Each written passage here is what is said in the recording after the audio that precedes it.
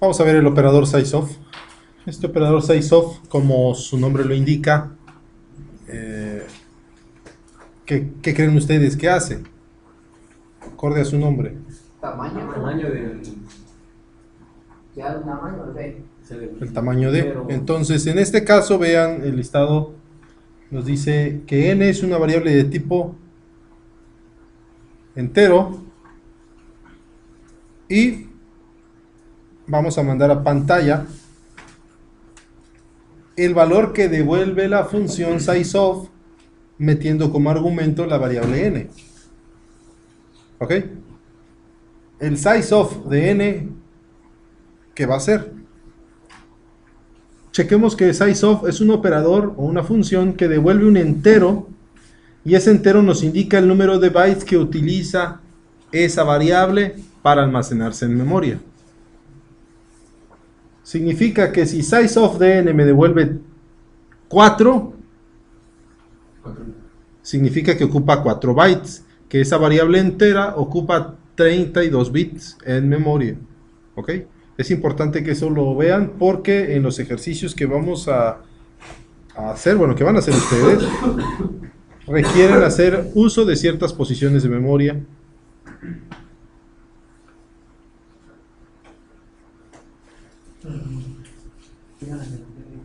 Y chequen que en la segunda línea de código está imprimiendo en pantalla, también en modo decimal o entero, la cantidad de bits que utiliza una variable de tipo entero. Entonces lo podemos poner de las dos formas. Meto una variable entera o le digo que un entero me devuelva su tamaño de sizeof. Entonces, chequen ahorita ustedes. Chequen ustedes variables de tipo char, de tipo cadena de caracteres, entera, long, entera, flotante y doble. Y verifiquen la cantidad de bytes utilizados en memoria.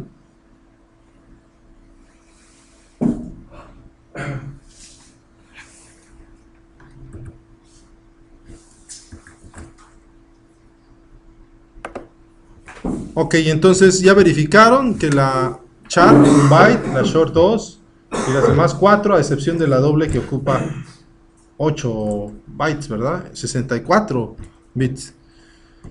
Ok, bueno, las funciones ya vimos cómo se estructuran. Específicamente la función main tiene sus argumentos de entrada por argv y argc. Ya accesamos a ellos a través del símbolo del sistema. Ahora sí ya saben a qué se refiere toda esta sentencia que aparece C, dos puntos, diagonal, diagonal, bla, bla, bla, bla, ¿verdad? Toda la ruta y después el nombre del programa y los diferentes enteros que se van a agregar. Bueno, las funciones ya vimos que nos devuelven valores, como el caso de la función suma. Y bueno, veamos ahora los flags que podemos utilizar para poder visualizar los datos. Si yo quiero verlo como entero o como decimal, es lo mismo, utilizo la D o la I. Puedo verlo en octal, lo puedo ver como entero decimal sin signo o hexadecimal, etc. Hay diferentes formas en cómo ese número almacenado en memoria, si es un entero, pues ocupa 4 bytes. Entonces esos bytes almacenados en esos, más bien esos bits almacenados en esos 4 bytes, pues yo los puedo ver en diferentes representaciones numéricas, acorde a lo que yo le solicite. Y bueno, es un ejemplo que pues ya realizamos. Ahora, los operadores que se utilizan, pues sabemos que tienen cierta prioridad, ¿verdad? Los principales aritméticos pues son suma, resta, multiplicación, división, ¿verdad? También tenemos operadores que representan un incremento o un decremento en 1. El x más y el más x expresan que la variable x va a aumentar su valor. Y el x menos menos o menos menos x que lo decrementan. Pero, ¿qué diferencia existen entre ellos? ¿Lo puedo usar de forma indistinta? ¿Es lo mismo x más que más x? No, no es lo mismo. No es lo mismo porque, observen, el x más, primero está la x y después está el más. Y en el más x, primero está el más y después el x. Y eso está explicando lo que hace en realidad. Porque el más x, ¿qué hace? Primero incrementa el valor que tenía x y después utiliza el valor de x para hacer la operación. Y el x más primero hace la operación con el valor que tiene x y después lo incrementa. ¿Me explico? Veamos algunos ejemplos. Por ejemplo, los operadores unarios como el más menos. El más i es equivalente al i igual a i más 1. Y esto ya lo sabíamos, ¿no? Pero hay que tener en cuenta que el más a se incrementa antes de evaluar la expresión. Y el a más se incrementa después de evaluarla. Por ejemplo, vean.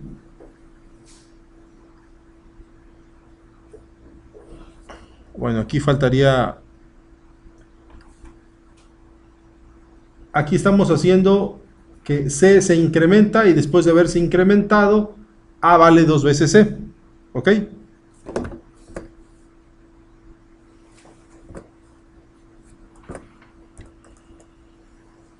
A ver, Achirrión traía más.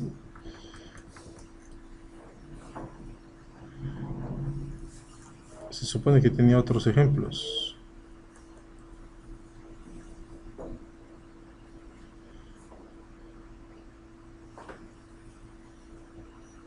Ah, perdón. Aquí está A por más I igual a 0. ¿Qué está haciendo? Se incrementa el valor de I. Después, el valor de 0 lo está almacenando ¿en dónde? Vamos a suponer que I vale 3.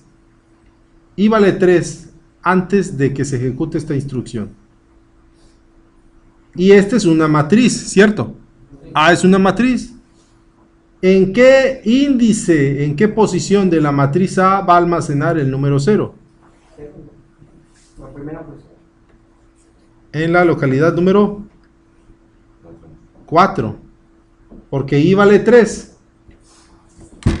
I vale 3. ¿Y qué hace primero? Lo incrementa a 4. Y después A en la localidad 4 almacena un 0. ¿Qué pasaría si hubiese usado el A I más? Primero almacena, toma el valor de I igual a 3. Y en A igual a 3 almacena el 0 y después I pasa de valer 3 a valer 4.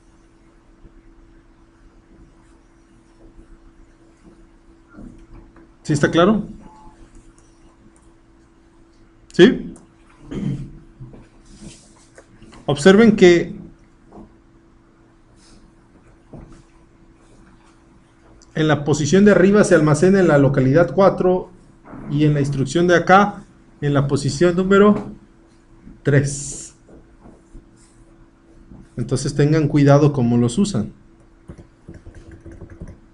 Bueno, aparte de esos operadores, también están los de relación, que ya lo saben usar, sin perder de vista nada más que esta que está en círculo. ¿Qué significa?